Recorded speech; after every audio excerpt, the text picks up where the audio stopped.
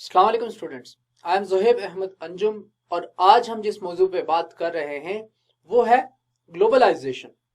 हम ग्लोबलाइजेशन की बात करेंगे उससे पहले आपसे एक बात शेयर करता चलूं।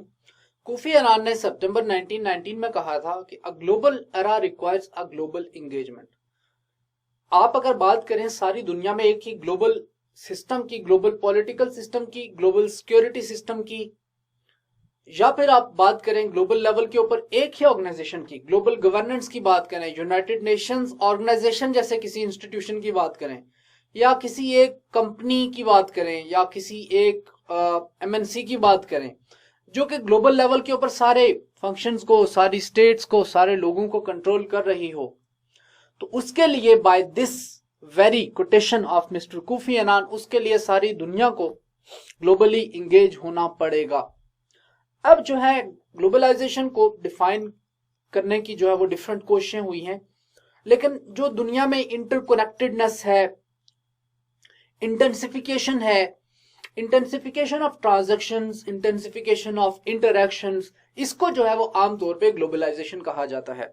अब एक और जो आप यहां पे देख रहे हैं वो है डीटेरिटोरियलाइजेशन। डीटेरिटोरियलाइजेशन ये है कि जो ट्रेडिशनल कॉन्सेप्ट था पीस ऑफ वेस्टफालिया के बाद, एक स्टेट का कॉन्सेप्ट अटैच किया जाता था कि स्टेट के 5 एलिमेंट्स में से टेरिटरी भी एक एलिमेंट था।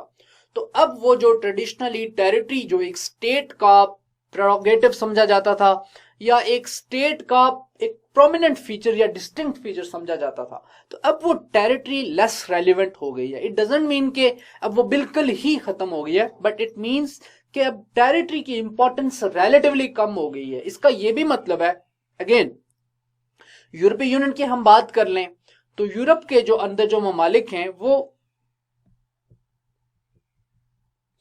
उन्होंने शेंजन जोन एस्टेब्लिश किया हुआ है, और इस जोन में आप अगर एक कंट्री के पासपोर्ट होल्डर हैं तो आप सारे यूरोप में मूव कर सकते हैं। तो मोबिलिटी फ्री है।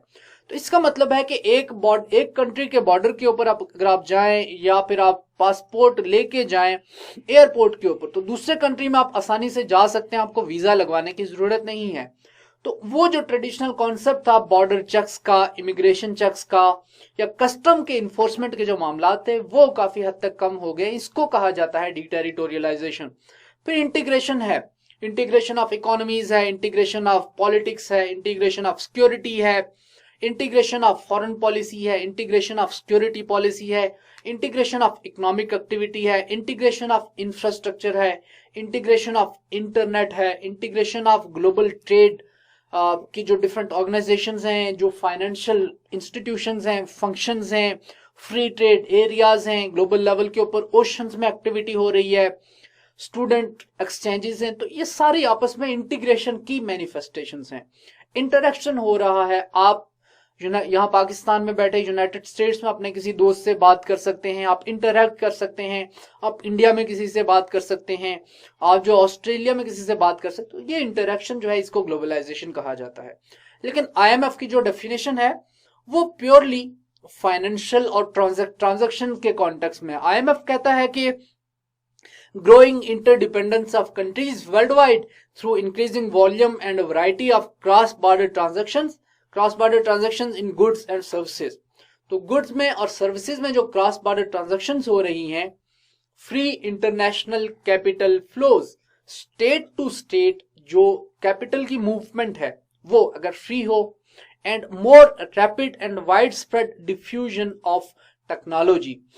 अगर यूनाइटेड स्टेट्स में फॉर इंस्टेंस इमेजिन करें कि कोई एक हियरिंग डिवाइस आ जाती है, सुनने की डिवाइस आ जाती है, हियरिंग डिवाइस, तो वो पाकिस्तान में डफ और डम लोगों के लिए जरूरत है, तो वो वहां से आप आसानी के साथ वहां से यहाँ पे मंगवा सकते हैं। तो ये एक टेक्नोलॉजी या कोई एक इंस्ट्रूमेंट है, कोई एक ऑपरेटर्स है, या कोई सॉफ्टवेयर है जो यूनाइटेड स्टेट्स में बना है, तो एकदम से वो दुनिया के दूसरे मुल्क में उसको दिया जा सकता है, पहुंच सकता है, फ्लो कर सकता है। तो ये जो सारा प्रोसेस है गुड्स का, सर्विसेज का, कैपिटल का, लेबर का, स्टूडेंट्स का, टेक्नोलॉजी का, इंटरनेट का, बुक्स का, आइडियाज का, कल्चर का, सिविलाइजेशन का जो फ्लो है, इसको कहा जाता है कि ये है ग्लोबलाइजेशन। अगेन ये जो डेफिनेशंस हैं ये सारी की सारी, इनमें से एक्सक्लूजनरी डेफिनेशन कोई भी नहीं है, एक्सक्लूसिव कोई भी नहीं है। ग्लोबलाइजेशन इससे कहीं पे ब्रॉडर है। फिर हम देखते हैं कि दुनिया में ग्लोबलाइजेशन के डिफरेंट और एस्पेक्ट्स भी हम इसके ऊपर बात करते हैं। सबसे पहले है सिविल वॉर्स। अगर सीरिया में सिविल वॉर होती है तो इन्फ्लुएंस होता है यूरोप वाया इमिग्रेशन। अगर मैक्सिको में इकोनॉमिक सिचुएशन अच्छी नहीं है या लैटिन अमेरिका में किसी मुल्क में क्राइसिस चल रहे हैं तो लोग फ्लो करेंगे नॉर्थ की तरफ और यूएसए में इंटर होने की कोशिश करेंगे। पाकिस्तान में और इंडिया में जो पॉपुलर डेस्टिनेशन है इमिग्रेंट्स के लिए वो है कनाडा, यूनाइटेड किंगडम और यूएसए। अगेन इसी तरह से जब एक कंट्री में अफगानिस्तान में सिविल वॉर हो रही थी या फिर आजकल यमन में सिविल वॉर हो रही है, सीरिया में सिविल वॉर हो रही थी, लीबिया में सिविल वॉर हो रही है, तो ऐसे कंट्रीज से लोग मूव करते हैं दूसरे कंट्रीज में। ऐसे अजाइलम सीकर्स भी होते हैं, एक मुल्क से दूसरे मुल्क में चले जाते हैं। तो वो जो पुराना कॉन्सेप्ट था स्टेट का, नेशन स्टेट का, वो काफी हद तक कमजोर पड़ गया है। इसी को आप कहेंगे कि ये है ग्लोबलाइजेशन। इलीगल इमिग्रेंट्स मूव करते हैं, ड्रग्स की मूवमेंट होती है, नारकोटिक्स की मूवमेंट होती है, ट्रैफिकिंग होती है। तो ये सारे बाज जगहों पे हम देखते हैं कि ग्लोबलाइजेशन के फायदे हैं, बाज जगहों पे हम देखते हैं कि ग्लोबलाइजेशन के नुकसान है। अब अगर पाकिस्तान ईरान बॉर्डर की बात करें तो वहां से ऑयल स्मगल होकर पाकिस्तान में आता है, तो जिसकी वजह से वहां पे एक इनफॉर्मल इकोनॉमी जो है वो प्रॉप कर रही है। उसका नुकसान जो है वो पाकिस्तान की नेशनल इकोनॉमी को है। फॉर्मल इकोनॉमी में वो लोग डॉक्यूमेंट नहीं होते। ये एक तरह से इंटीग्रेशन का नुकसान है, ये एक तरह से बॉर्डर्स के कंट्रोल ना होने का नुकसान है। तो ऐसे ही इलीगल इमिग्रेंट्स का जो क्राइसिस है, जो यूरोप को स्पेशली फेस करना पड़ा है 2017 में और 2018 में, जिसकी वजह से हमने देखा कि यूरोप में पॉलिटिकल चेंजेस हुई, या फिर सोशल मीडिया मिसाल के तौर पे सामने आता है। अब अर्ली 2000 में सोशल मीडिया इतनी बड़ी फॉर्मिडेबल फोर्स नहीं थी जितनी वो आज है। 2011 में सोशल मीडिया से ही अरब स्प्रिंग स्टार्ट हुई और आप देख लें कि 2011 में, 2012 में, 2013 में मिडल ईस्ट का नक्शा ही बदल गया। किंगडम ऑफ सऊदी अरेबिया में प्रोटेस्ट हुए, तेहरान में प्रोटेस्ट हुए, सीरिया में क्या हुआ आपके सामने है, इराक में क्या हुआ आपके सामने है, तुनिशिया में क्या हुआ आपके सामने है, लीबिया में क्या हुआ आपके सामने है, कजाफी का हटाया जाना, और इजिप्ट में क्या हुआ, मार्शल लॉ वगैरह लगना, सारा आपके सामने है। तो ये सारा स्टार्ट हुआ सोशल मीडिया से। सोशल मीडिया एक मेहरबानी है ग्लोबलाइजेशन की। Evolution of transport, communication, goods, ideas, information, transportation, infrastructure. तो अब ये तो सारे इसके फायदे हैं, नुकसानात भी हैं। मिसाल के तौर पे अबोला वायरस का आउटब्रेक होता है सियरा लियोने में, अफ्रीका का एक मुल्क है। 2016 में अबोला का आउटब्रेक हुआ, 3-4 साल पहले 2015 और 2016 में अबोला का आउटब्रेक हुआ। तो ये जो अबोला वायरस है वो पड़ोसी ममालिक में अफ्रीका के फैलने लगा। तो जो वेस्टर्न कंट्रीज हैं उन्होंने सियरा लियोना से आने वाले तमाम लोगों के ऊपर पाबंदी लगा दी। मतलब खतरा यह था कि ये वायरस जो है वो ट्रेवल कर जाएगा। पाकिस्तान में पोलियो वायरस, अगर पाकिस्तान में अभी वाहिद कंट्री है शायद दुनिया का, 2 कंट्रीज हैं जिनमें से एक पाकिस्तान भी है जहां पर अभी स्टिल पोलियो वायरस पाया जाता है। तो अब वो पोलियो वायरस की इंसिडेंस की वजह से पाकिस्तानी जो भी बाहर जा रहे थे उनके लिए एयरपोर्ट्स के ऊपर एक सर्टिफिकेट प्रोड्यूस करना जरूरी था। ये भी नेगेटिव साइड है ग्लोबलाइजेशन की। जब आप इंटीग्रेशन की तरफ जाते हैं तो इस तरह के नुकसान भी होते हैं।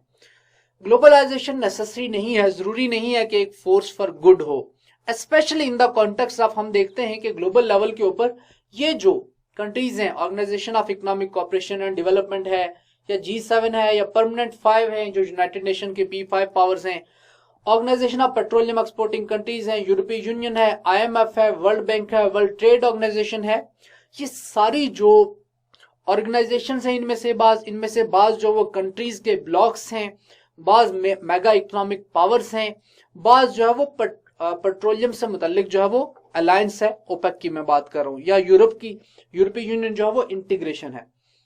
तो ये जो ब्लॉक्स बने हुए हैं या ये जो ऑर्गेनाइजेशंस हैं, हम देखते हैं कि ग्लोबलाइजेशन का सबसे ज्यादा फायदा इनको हुआ।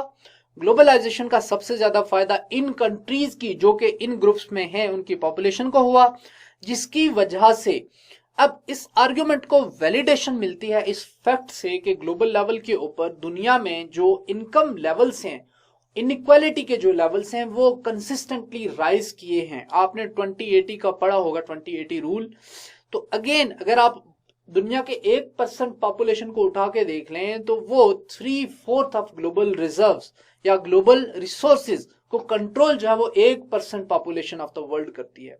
इसमें स्टैगरिंग लेवल्स हैं इनइक्वालिटी के। तो ये सारा किस वजह से? ये सारा कैपिटलिज्म की वजह से।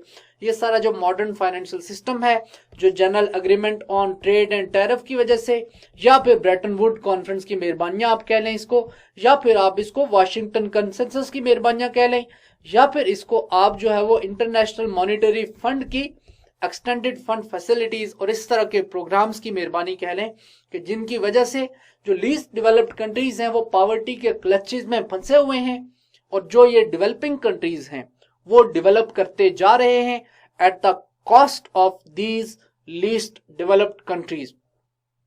हमने देखा कि सयूल में प्रोटेस्ट हुए हैं। सयूल है साउथ कोरिया में। सयूल में ग्लोबलाइजेशन के खिलाफ प्रोटेस्ट हुए हैं। दुनिया में बहुत सारे लोग ऐसे हैं, बहुत सारी कम्युनिटीज ऐसी हैं, स्पेशली लीस्ट डेवलप्ड कंट्रीज में, अफ्रीका में, एशिया में, जो कैपिटलिज्म के खिलाफ हैं, जो ग्लोबलाइजेशन के खिलाफ हैं। तो globalisation is not always a force for good, ये बात आपने ज़हन में रखनी है। ग्लोबलाइजेशन में मैटर करता है जियोपॉलिटिक्स। ग्लोबलाइजेशन में बाज दफा रीजनलाइजेशन जो है वो ग्लोबलाइजेशन को नेगेट करती है। मिसाल है एसियान, मिसाल है सार्क, मिसाल है यूरोपियन यूनियन। अब यूरोपीय यूनियन के अंदर तो जो कंट्रीज हैं उनको प्रेफरेंशियल ट्रीटमेंट मिलेगा, उनके जो सिटीजन्स हैं उनका लिविंग स्टैंडर्ड तो दुनिया के बाकी तमाम रीजन्स के लिविंग स्टैंडर्ड से ज्यादा है, लेकिन उसकी कॉस्ट अगर मैं बात करूं, रॉ मटेरियल शायद वो एक्सट्रैक्ट कर रहे हूं अफ्रीकन से, अफ्रीकन कॉन्टिनेंट से, या एशिया के किसी कंट्री से कर रहे हूं, या फिर मैं अगर बात करूं यूनाइटेड स्टेट्स ऑफ अमेरिका की जो आर्म्स इंडस्ट्री है, तो उनकी आर्म्स इंडस्ट्री जो वाशिंगटन जिसको चलाता है, जिसको आप मिलिट्री इंडस्ट्रियल कॉम्प्लेक्स कहते हैं, शायद वो रन होती है मिडिल ईस्ट में जो वॉर्स चल रही हैं उन वॉर्स के ऊपर, शायद वो रन होती है किंगडम ऑफ सऊदी अरेबिया और ईरान जैसी पावर्स के दरमियान कॉन्फ्लिक्ट के प्रिवेल करने से, या शायद वो रन होती है दुनिया में जो सिविल वॉर्स मुख्तलिफ रीजन्स में मुख्तलिफ वक्तों में चलती रहती है, उनकी कंसिस्टेंसी से, उनके होने से। सिविल वॉर्स खत्म हो जाए, लोग लड़ना छोड़ दें, तो जो है वो बहुत सारे जो मनी मेकर्स हैं वो पैसा नहीं बना सकेंगे। तो ट्रिक्स्टर्स जो है, जो कैपिटलिज्म के मास्टर माइंड्स हैं, जो नियो कॉलोनियलिज्म के जो आर्किटेक्ट्स हैं, उन्होंने बुनियादी तौर पे कैपिटलिज्म की फॉर्म में नियो इंपीरियलिज्म क्रिएट किया हुआ है। तो जियोपॉलिटिक्स, रीजनलाइजेशन हो या इंटरनेशनलाइजेशन हो, जिसके घर में रोटी है उसके लिए globalisation is a force for good, जिसके घर में नहीं है उसके लिए जो है वो ग्लोबलाइजेशन का कोई फायदा नहीं। ये जो है वो G20 की कॉन्फ्रेंस के खिलाफ प्रोटेस्ट का आपको इमेज नजर आ रहा है। ग्लोबलाइजेशन के इंजन्स क्या है? अब कुछ इसके थ्योरेटिकल एस्पेक्ट्स के ऊपर बात कर चुके हैं। टेक्निक्स का फ्लो होता है। इकोनॉमिक एक्टिविटी इंटीग्रेटेड है। इसमें जो आपने मेजर एलिमेंट्स हैं वो आपने ये ध्यान में रखना है। इकोनॉमिक्स के फ्रंट के ऊपर IMF, वर्ल्ड बैंक और वर्ल्ड ट्रेड ऑर्गेनाइजेशन का रोल बहुत ज्यादा इंपॉर्टेंट है। पॉलिटिक्स में आपने जो है वो सिक्योरिटी की, अगर आप सिक्योरिटी के सेंटर के ऊपर बात करें तो इसमें UNO जैसी ऑर्गेनाइजेशंस का रोल है, और इसमें जो है वो यूरोपीय यूनियन जैसी ऑर्गेनाइजेशंस का रोल है कि जिनकी कॉमन फॉरेन और सिक्योरिटी पॉलिसी है। तो इस कॉन्टेक्स्ट में आपने इसको देखना है। ये तीनों एस्पेक्ट अगर आप मिलाएं और इनमें इंटीग्रेशन हो, इनमें इंटरकनेक्टेडनेस हो, इनमें अगर इंटीग्रेशन हो, इनमें इंटरेक्शन हो, इनमें ट्रांजैक्शंस हो, तो उसको आप कहेंगे कि ग्लोबलाइजेशन हो रही है। वेस्टफालिया और ग्लोबलाइजेशन जो है वो 180 डिग्री के ऊपर अपोजिट हैं, एक दूसरे के जक्सटापोजिशन में हैं। वेस्टफालिया में 3 प्रिंसिपल्स की बुनियाद रखी गई थी: territoriality, sovereignty, autonomy and non interference. ये तीनों प्रिंसिपल्स जो हैं वो एक नेशन स्टेट सिस्टम की बुनियाद है। लेकिन ग्लोबलाइजेशन इन तीनों प्रिंसिपल्स को बाईपास करते हुए बात करती है एक ग्लोबल लेवल के ऊपर इंगेजमेंट की, जिसमें नेशनल बॉर्डर्स की, टेरिटरीज की कोई इंपॉर्टेंस नहीं है, और state to state interaction, state to state interdependence ही ज्यादा इंपॉर्टेंट है। और अगर ट्रेड का फ्लो होता है, गुड्स का फ्लो होता है, सर्विसेज का फ्लो होता है, कैश का फ्लो होता है, कैपिटल का फ्लो होता है, फ्री मार्केट्स ऑपरेट कर रही हैं, गुड्स का फ्रीली एक्सचेंज हो रहा है, इंडिविजुअल्स बेनिफिट कर रहे हैं, तो फिर जो है वो ऑल गुड है और ग्लोबलाइजेशन चल रही है।